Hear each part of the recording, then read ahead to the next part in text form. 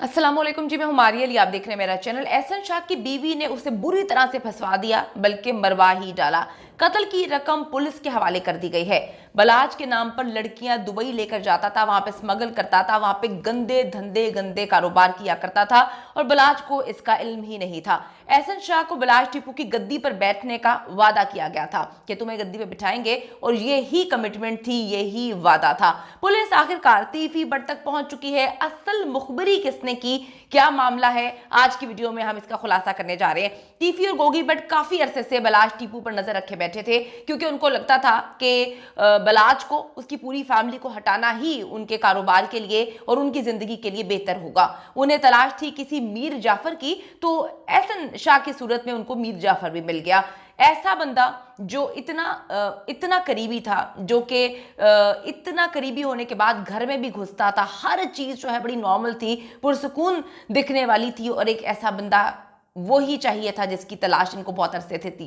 TV Bhatt ने जी अचानक से एहसन शाह को नहीं सिलेक्ट किया, या इतनी बड़ी रकम की जो है ऑफर की गई, ये सब कुछ अचानक नहीं हुआ। इसके पीछे जो है एहसन शाह का एक बैकग्राउंड है, एक ऐसा बैकग्राउंड जिससे अंदाजा लगाया जा सकता था कि एहसन शाह क्या चीज है। लेकिन पुलिस ने भी इस बार पक्का हाथ डाला और एहसन शाह की बीवी अर्शिया से 50 लाख की रकम भी बरामद कर ली है। अर्शिया ने जी मुंह खोल दिया है, अर्शिया ने बयान दे दिया है। उसने कहा कि एहसन ने मुझे 50 लाख कैश दिया था, जिसे मैंने अपने 10 लाख के साथ मिला के बैंक अकाउंट में जमा करवा दिया।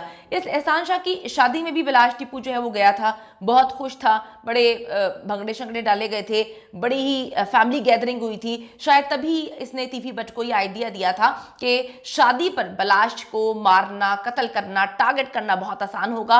वहां ये ज्यादा गार्ड्स और असलहा नहीं लेके जाता, क्योंकि फैमिली फंक्शन होते हैं और मैं इसको मोल्ड कर लूंगा, मैं इसको बता दूंगा कि देखो अच्छा नहीं लगता, तुम यहाँ पे सिक्योर हो। तो वही हुआ, इसने मदीना बैठ के जो है इतनी बड़ी गेम डाली और बलाज उसके जो है जाल में फंस गया। एहसन की हकीकत अब मुकम्मल तौर पे खुल चुकी है। एहसन जो है वो कोई खानदानी बंदा नहीं है। एहसन के बारे में अगर ये बात की जाती है कि कोई बड़ा ही खानदानी है, कोई बहुत ही शरीफ है, कोई बहुत ही अच्छी फैमिली से, अच्छे बैकग्राउंड से उसका ताल्लुक है, तो ऐसा कुछ भी नहीं है। ये बलाज के सर पर बदमाश बना फिरता था और लड़कियों का बहुत ज़्यादा शौक था इसको, लड़कियों का ये शौकीन था, हर जगह लड़कियां लेकर घूमता फिरता था। लड़कियों को ही पाकिस्तान से दुबई लेकर जाया करता था, वहां पे डांस वगैरह करवाता था, शेखों के हाथों जो है फरोख्त किया करता था, जिस्म फरोशी करवाया करता था। दुबई में ये ज्यादा अरसे इसलिए कयाम करता था, वहां पे ये 2 नंबरी का काम करा। और बलाज और उसकी फैमिली को इसने बताया हुआ था कि मैं दुबई जाता हूँ, वहां पे हमारा कारोबार है, हमारा खानदानी कारोबार है, और ज्यादातर दुबई इसीलिए जाया करता था। तो यहाँ पे बलाज टीपू का नाम इस्तेमाल करके लड़कियों को जो है स्मगल करता था। कुछ लड़कियां अपनी मर्जी से इसके साथ अटैच होती थी, उनको कहता था कि भाई बहुत पैसा मिलेगा, आधा आधा पैसा कर लेंगे। यहां से खूबसूरत लड़कियों को जो है पूरा का पूरा टाइम इकट्ठा करता था, उनका एक गिरोह बनाता था, उनको दुबई लेकर जाता था। वहां पर दुबई में खुद बैठ के जो है दलाली किया करता था और अयाशियां खुद करता रहता था, और इस तरह से इसको पैसे मिलते रहते थे। ये था जी इसका कारोबार। तो ये काफ़ी गलत किस्म के कामों में भी मुलविस था।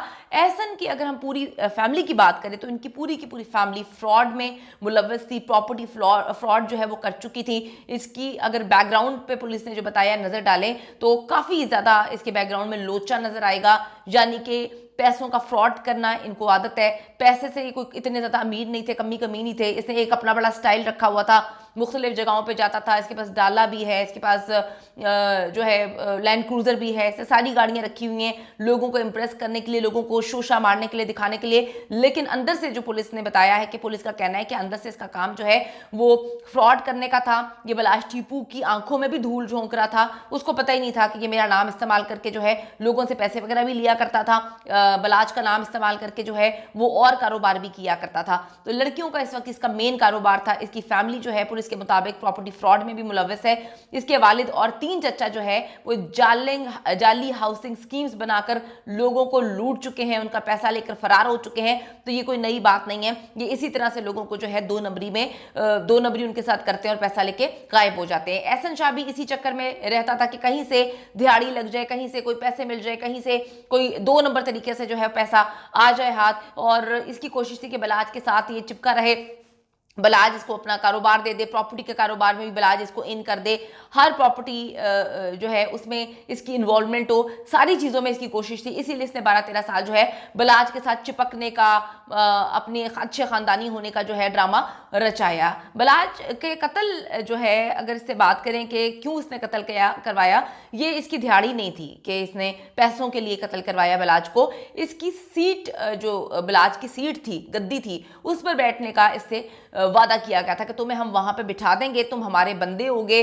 गोगी और तीफी भट्ट ने ये गेम रचाई थी कि बलाज की सीट पर तुम बैठ जाओगे, बलाज और उसके भाई को कत्ल कर दिया जाएगा। छोटा भाई काफ़ी छोटा है, इनकी फैमिली में कोई मर्द नहीं रहेगा, और जब छोटा भाई अकेला इकलौता बचेगा तो बलाज की माँ बच्चे को लेके, अपने आखिरी बेटे को लेके और बलाज के 2 बच्चों को लेकर मुल्क से चली जाएगी। तो यहाँ पर तुम दोस्त बनकर वहाँ पे दोस्ती भी निभाओगे कि भाई मैं आप लोगों का कारोबार संभाल रहा हूँ और तुम हमारा काम कर रहे होगे। तो ये इनका पूरा प्लान था कि बलाज की और उसके भाई की गद्दी पे इसने बैठना था, ताकि तीफी भट्ट और गोगी भट्ट के जितने भी मामलात हैं वो आसान हो सकें, ये लोग मिलके काम करें। बलाज और उसकी फैमिली का कोई मेंबर ही नहीं रहेगा जिंदा, तो फिर इनको तंग कौन करेगा। तो ये सारी की सारी प्लानिंग थी। इसने कुछ करोड़ों के लिए बलाज की मुखबरी नहीं की, उसको कत्ल नहीं करवाया, बल्कि जो सीट थी उस पर जो है पूरा का पूरा इसको बिठाने का प्लान था कि फैमिली की नज़र में ये अच्छा भी रहेगा और फैमिली यकीन भी कर लेगी कि हाँ अब हम पाकिस्तान से जा रहे हैं, तुम दोस्त हो, तुम राइट हैंड हो, तो तुम सारा मामला संभाल लो। इसी लालच में उसने ये सारे के सारे काम किए। इसे ये लालच दिया गया था